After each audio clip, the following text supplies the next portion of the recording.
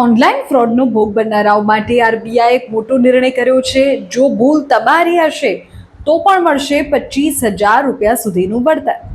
Digital payment અને યુપીઆઈના યુગમાં જેટલી સુવિધા વધી છે એટલો જ ઓનલાઈન ફ્રોડનો ખતરો પણ વધ્યો છે. અત્યાર સુધી એવું થતું હતું કે જો તમારાથી ભૂલથી ઓટીપી શેર થઈ જાય, જો કોઈ લિંક પર ક્લિક થઈ જાય તો બેંક હાથ ઊંચા કરી દે કે ભૂલ તમારી છે, પૈસા પાછા નહીં મળે. હવે રિઝર્વ બેંક ઓફ ઇન્ડિયા એટલે કે આરબીઆઈએ ગ્રાહકો માટે એક મોટો નિર્ણય લીધો છે અને આ નિર્ણય સુરક્ષા કવચ સ્વરૂપ છે. આરબીઆઈના નવા નોટિફિકેશન મુજબ હવે ઓનલાઈન ફ્રોડમાં જો ગ્રાહકની ભૂલ હશે તો પણ તમને મળશે વળતર. જાન્યુઆરી 2027 થી દેશની તમામ કમર્શિયલ બેંકમાં આ લાગુ થવા જઈ રહ્યું છે અને આ નિયમ હેઠળ 3 મહત્વની શરતો નક્કી કરવામાં આવી છે. પહેલી શરત, જો બેંકની ટેકનિકલ ખામી કે સિસ્ટમ ફેલિયરના કારણે ફ્રોડ હશે તો 100% રિફંડ. બીજી શરત છે થર્ડ પાર્ટી બ્રિચ. જો કોઈ પેમેન્ટ એપ કે અન્ય થર્ડ પાર્ટી એપના કારણે છેતરપિંડી થાય તો ગ્રાહકે 5 દિવસની અંદર બેંકને જાણ કરવાની. સમયસર જાણ કરવા પર પૂરેપૂરા પૈસા પાછા.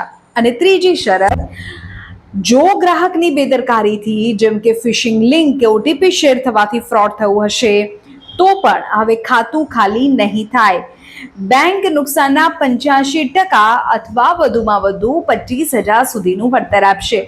જો કંઈ 2 વાતોનું ખાસ ધ્યાન રાખવાનું છે. આ 25,000 સુધીના વળતરનો લાભ કોઈ પણ વ્યક્તિ પોતાના જીવનમાં માત્ર એક જ વાર લઈ શકશે. વારંવારની ભૂલો પર આ વળતર નહીં મળે. આ ઉપરાંત વળતરની રકમ નુકસાનના 85% અથવા 25,000 બેમાંથી જે ઓછું હશે તે મુજબ ચૂકવાશે. સૌથી રાહતની વાત એ છે કે હવે બેંકો સીધું ગ્રાહકો પર દોષનો ટોપલો નહીં ઢોળી શકે. ગ્રાહકની ભૂલ હતી કે નહીં તે સાબિત કરવાની જવાબદારી બેંક્સની રહેશે.